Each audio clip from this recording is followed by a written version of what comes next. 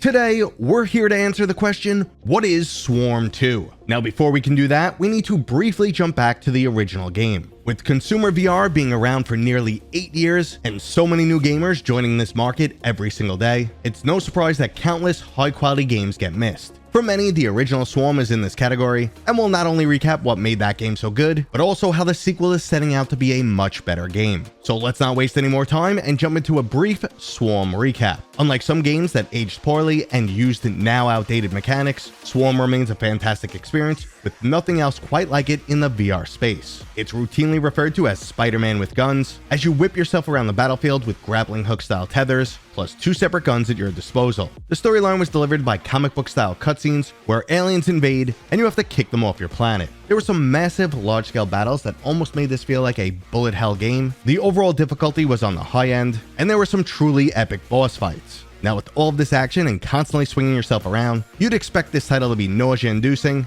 but development spent a lot of time working on this and managed to produce a surprisingly comfortable game. Trust us on this one, we tested it by putting in Steve No's grandma, who had never played VR before in her life. You saw this clip of Swarm, and you raised a concern for motion sickness. Well, I hope this answers your question.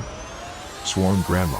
Once you pass one level, you want to go on to another level, then another. I can honestly say that I did not suffer any motion sickness at all. Swarm was extremely well received by the overall Quest community, with nearly 3,000 reviews, 90% of which are 5-star. It was the #1 seller when it released, and like I said, the sequel plans to deliver much more. And that right there is your full Swarm recap. But before we move on to Swarm 2, I just want to mention you don't need to play the original game. You can go ahead and jump right into the sequel and have a great time. The first major update for Swarm 2 is procedural level generation with 45 maps that'll be randomized every time you play. So no 2 game runs will ever be the same, and this is designed to optimize replayability. Additionally, that extreme challenge from the original game will be carried over, but instead of your only option being to get good, you'll now have access to shard tech. These can be used to permanently upgrade your stats, number of lives, mobility, and the rate at which you collect points. There's also a whole new set of temporary perks that can be gathered between each level, altering your damage, survivability, and scoring. Instead of the linear level progression that we saw in the original Swarm, a run now consists of 12 levels where you'll fight ever increasingly more difficult waves of enemies. And there'll also be 3 race levels where you try to collect as many shards as quickly as possible, plus 3 epic boss fights.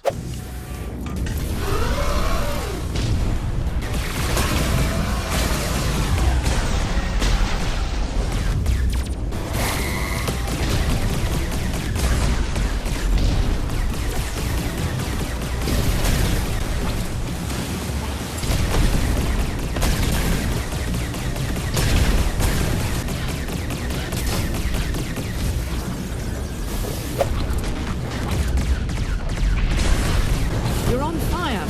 It's not a compliment, Christy. Get to water ASAP. Looks like you need a dose of H2O.